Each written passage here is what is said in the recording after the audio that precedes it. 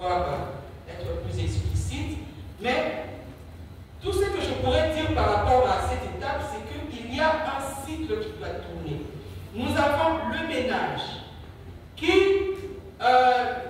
utilise les biens et services des entreprises et il y a cet argent qui est reversé dans les entreprises pour acquérir ces biens et services. Et ces entreprises qui payent leurs taxes et impôts, y compris les ménages qui sont des consommateurs, à l'État, cet État qui est le régulateur. Et c'est ce qui emmène cette population dans la pauvreté parce qu'elle ne sait pas à quel sens se vouer, elle n'est pas bien payée et souvent même, elle n'a même pas d'emploi. Et c'est ce qui emmène la population à la corruption parce qu'aujourd'hui nous avons 90% de la population qui sont corrompus parce qu'à tout prix, ils veulent voir comment réunir les deux bouts du mois.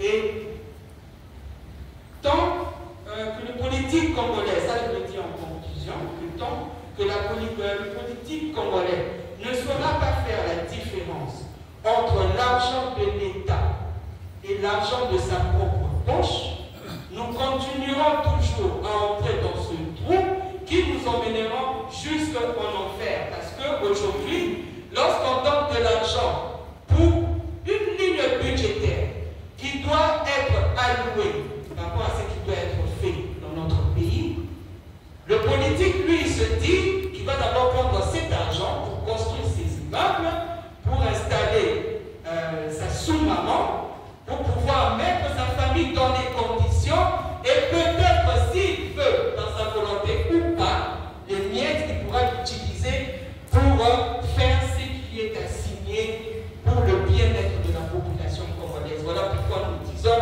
que l'État doit privilégier l'intérêt général et le sens du bien-être commun.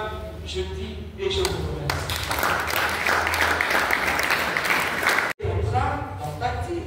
Vous serez d'accord avec moi qu'il n'y a pas assez de volonté politique parmi nos gouvernants. Et à le dire même aujourd'hui, je pense que je suis très indulgente parce que c'est encore pire que cela. Aujourd'hui, notre pays fait partie des pays les plus pauvres du monde. On estime que 74,6% des Congolais vivent avec moins de 2,15 $ par jour. Et le 1/6 de la population, soit 16 666 666 Congolais, vivent dans l'extrême pauvreté. Vous serez d'accord avec moi que dans notre pays, il n'y a pas de peuple intermédiaire. Il y a soit les riches, soit les pauvres. Et tout ça, c'est l'État qui n'arrive pas à trouver le juste milieu pour faire à ce qu'il y ait une population intermédiaire qui vit de façon modeste. L'économie, à l'université, le professeur nous avait appris les lois de micro- et macroéconomie. Je vais juste simplifier mon speech parce que je ne voudrais pas avoir l'impression de donner cours, mais la microéconomie, au fait, c'est l'étude individuelle des agents économiques et les interactions, ça veut dire les échanges entre les marchés et services. C'est que nous appelons en latin homos economicus. Homos economicus. Merci. Et pour cela, ces agents économiques qui sont soit des individus, puisque nous parlons des réformes, moi je dirais que c'est plutôt de la refondation, parce que nous parlons des institutions, c'est l'État. Il doit en fait mettre les règles de fonctionnement entre les agents économiques et ces entreprises. Dans ce milieu économique, nous avons des entrepreneurs locaux et des étrangers qu'on appelle, comme je l'ai dit tantôt, le reste du monde. Nous avons vu à partir des actualités que le président sénégalais Bassirou Faye était en train, parce que c'est le cas dans la plupart des pays ouest-africains, qu'il privilégie plus les entrepreneurs locaux. pouvoir faire des millionnaires congolais, mais que jusque-là, nous ne voyons aucun fruit porté dans ce sens-là. Nous voyons par contre des entrepreneurs qui aujourd'hui sont en train de souffrir, des gens qui peuvent monter des projets pour engager des millions de Congolais. Aujourd'hui, nous voyons que leurs dossiers sont piétinés parce qu'on privilégie beaucoup plus les expatriés et les étrangers. Et voilà pourquoi l'État est appelé à maintenir cet équilibre du marché en mettant en place des mesures strictes tout en faisant un suivi efficace.